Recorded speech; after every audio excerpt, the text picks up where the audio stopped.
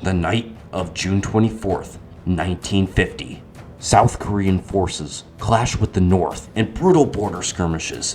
It seems war is inevitable. As conflict rages throughout the night, a massive North Korean army prepares to invade the South. The following day, thousands of North Korean troops crossed the 38th parallel border between North and South, beginning one of the most deadly proxy wars in history.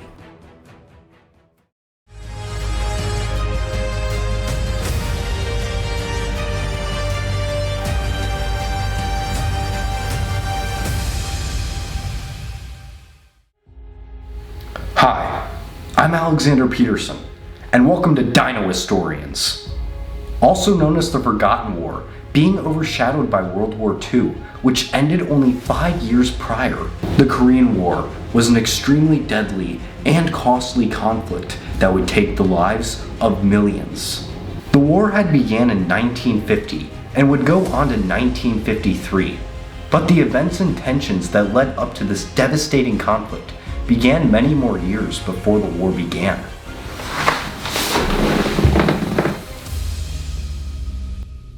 We begin in 1945. The Japanese Empire, who had occupied the Korean Peninsula since 1910, has lost the Second World War after 2 nuclear bombs are dropped on the cities of Hiroshima and Nagasaki by the United States of America. During this time as well, the Soviet Union in the far north has begun invading the Japanese-occupied province of Manchuria in northern China. After the Soviets captured most of Manchuria, they began to move down the Korean peninsula. The Soviets advanced further and further down the peninsula until they reached the 38th parallel, where they halted their advance and waited for American troops to arrive in the south. The United States and the Soviet Union had agreed on the provisional division of Korea with a border between North and South on the 38th parallel. The plan was to unite the peninsula into a sovereign independent nation in about 5 years. However, after a few years of occupation, this prospect seemed more and more unlikely as relations between the United States and the Soviet Union began to quickly decline. The 2 superpowers set up their own provisional governments in Korea. In the north, the Soviet-backed Kim Il-sung became the leader of the new Democratic People's Republic of Korea, which was declared in 1948. Not long after, the Republic of Korea was declared in the south, with US-backed candidate Syngman Rhee becoming the first president of Korea. Both administrations in the north and in the south wanted to unite the 2 Koreas under their own governments. However, this would pose as a challenge to both sides. North Korean leader Kim Il-sung wanted to launch a surprise attack and a quick, swift invasion into the south, and proposed this idea to Soviet leader Joseph Stalin. However, due to the North Korean forces being far from battle ready and fear of US intervention, Stalin declined. This upset Kim Il-sung, who wanted more than anything to unite Korea under his regime. Over the next year, the North Korean army, known as the Korean People's Army, or the KPA, was built into a massive force surpassing the South in nearly every form of military equipment and supplies. The Soviets provided armaments, while the Chinese released Korean veterans from the People's Liberation Army. After a year's preparation, the KPA was built into a formidable force that was more than ready to battle the South and its allies. Kim Il-sung once again asked for Stalin's permission to invade the South. This time, Stalin was much more confident and gave Kim the green light for an invasion. Meanwhile, in the South, President Syngman Rhee was also pushing for an invasion of the North. However, his American backers were not too keen on the prospect of war. Not only that, but the American army had been severely scaled back over the last few years, and out of the main American combat divisions, only one was considered operational, the 82nd Airborne. It also didn't help that American forces had been completely withdrawn from Korea, leaving the South exclusively defended by the Republic of Korea Army, or ROK Army. Seeing these weaknesses in the South, Kim Il-sung saw this as the perfect opportunity to finally unite Korea under his rule. On the night of June 24th, 1950, massive border skirmishes between North and South forces raged throughout the night along the 38th parallel. Border skirmishes like these were common between North and South forces, but this time, the North brought their entire manpower with them. In the early hours of June 25th, thousands of North Korean troops marched across the 38th parallel and into South Korea. ROK Army was taken completely off guard and was immediately pushed back and into a retreat. The KPA quickly captured the cities of Gyeongsang and Ujeongbu, and within the span of a single day, the KPA had pushed ROK Army all the way back to the capital, Seoul. ROK Army attempted several counterattacks east of Ujeongbu, which ended in failure, resulting in ROK Army being pushed back further. It quickly became clear ROK Army could not hold off the KPA, and so President Ri and the rest of the government fled the capital for refuge further south. Just 2 days after the beginning of the invasion, the KPA entered Seoul and officially took the capital in the afternoon of June 28th. Seoul had fallen, and with the capture of the capital, the KPA began to steamroll through the south. General MacArthur of the United States Army ordered Commander of the 8th U.S. Army, General Walton Walker, to prepare all available U.S. forces in the Eastern Pacific and dispatch them immediately to South Korea. While U.S. forces prepared to assist the South, ROK Army continued to be pushed back further and further down the peninsula until all that was left was a perimeter around the city of Busan. Busan was an extremely important port city and would be vital to winning the war. With help from the first U.S. forces to arrive in Korea, the 24th Infantry Division, U.S. and South Korean forces were able to secure Busan. Unfortunately, all other counterattacks against the KPA resulted in abject failure, and the 24th Infantry sustained heavy losses, with 6,000 casualties, including the commanding officer. However, these losses gave time for the rest of the United States military to fully mobilize. Just days later, the United States gained full naval and air superiority, and many more U.S. ground forces arrived in Busan, preparing to defend the city and its people at all costs. With the United States ready for war, U.S. bombers began massive bombing raids on the KPA and North Korean infrastructure, inflicting massive damage. Despite these huge hits, Kim Il-sung refused to back down against South Korean and American forces, and on August 4th, the KPA launched an all-out attack against the perimeter around Busan. American forces were well dug in their defenses around Busan and successfully fended off the KPA.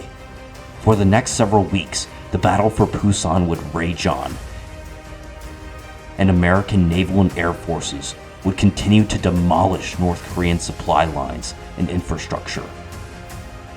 Meanwhile, General MacArthur was busy planning for a landing at the city of Incheon near Seoul. A landing similar to that of the ones at the beaches of Normandy in France during World War II. A landing like this proved to be quite the challenge, as Incheon was heavily fortified and was over 100 miles behind enemy lines. MacArthur brushed off these concerns and strongly believed that this invasion would change the tide of war in favor of the South. MacArthur would get the plan approved in late August, and with the support of the United Nations, or the UN, Forces to help aid the South were sent by these countries to Korea to help free the South. On September 15, 1950, American and UN forces landed at Incheon, and to everyone's surprise, the landing was a huge success. American and UN forces had successfully captured Incheon, with hundreds of North Korean troops surrendering to American and UN forces. The KPA were forced to retreat from Pusan to avoid being encircled, which allowed Korean forces there to launch a massive counterattack and push the KPA all the way back to Incheon. With most of the South liberated, it was now time for the drive on Seoul to begin.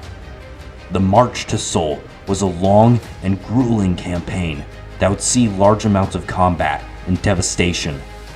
Massive battles occurred between KPA and UN forces in the streets of Seoul, which saw the deaths of thousands of KPA troops.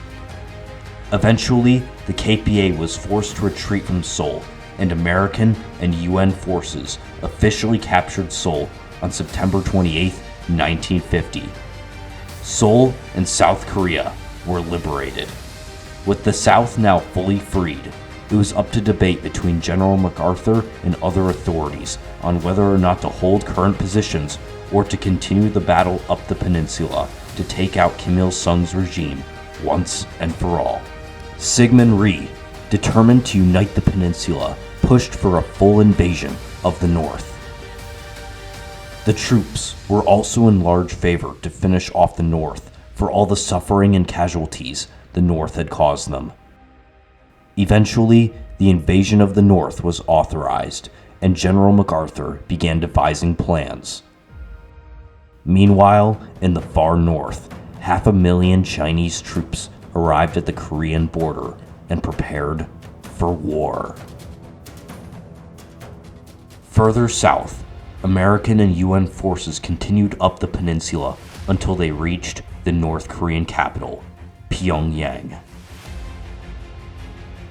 After intense combat around the city, Pyongyang fell with surprising ease, and the city was officially captured on October 19, 1950. The capital of North Korea had fallen, and it was now only a matter of time until the rest of the peninsula was liberated. United States Joint Chiefs of Staff ordered MacArthur to prepare the way for a unified, free, and independent Korea. However, America and the UN, through their success, had disturbed a massive power: China. The People's Republic of China had watched the Korean War very closely since the very beginning and was extremely displeased to see its communist ally in the north be so easily defeated by the American and UN forces. As American and UN forces moved up the peninsula, more and more Chinese troops gathered along the Korean border. On the same day Pyongyang fell, 300,000 Chinese troops crossed the Korean border, prepared for war. The American and UN forces were taken completely off guard and were nowhere near prepared. America and the UN had no choice but to retreat. The Chinese pushed back America and the UN at an astonishing pace, capturing and encircling thousands. On the 27th, 120,000 Chinese troops encircled 30,000 American soldiers, who were now trapped. These 30,000 troops fought for 17 days to escape the encirclement, fighting as hard as they could. These forces were soon able to break the encirclement, and they were evacuated. It also didn't help that the freezing Korean winter set in around this time, with temperatures going into the negatives. America and the UN were pushed back all the way to Pyongyang, where they tried to resist the Chinese invaders as best as they could. Unfortunately, the Chinese could not be stopped, and Pyongyang was abandoned. The Chinese continued pushing America and the UN down the Korean peninsula, past the 38th parallel and onto the doorstep of Seoul. There, American and UN forces tried a desperate last attempt to protect the capital from once again being retaken by the communist forces. Their efforts were useless, and Seoul was captured once again. It seemed like all hope was lost, and Korea would fall to the communists. Despite these massive losses, General MacArthur still believed victory was possible and pressured the President of the United States, Harry Truman, to authorize the use of nuclear weapons in Korea. After weeks of hearing this, Truman fired MacArthur and replaced him with General Ridgway. Luckily, American bombers and airstrikes were able to disrupt and destroy Chinese supply lines, forcing the Chinese to retreat back to the 38th parallel. Seoul was liberated once again, and the capital changed control for the fourth and final time as fighting once again continued at the 38th parallel.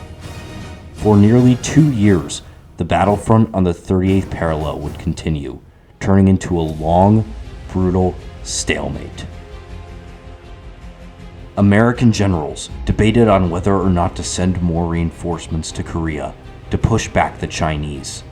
However, such a task would require an estimated 200,000 American lives to be lost, an unthinkable amount that an American public still recovering from the Second World War would have to pay.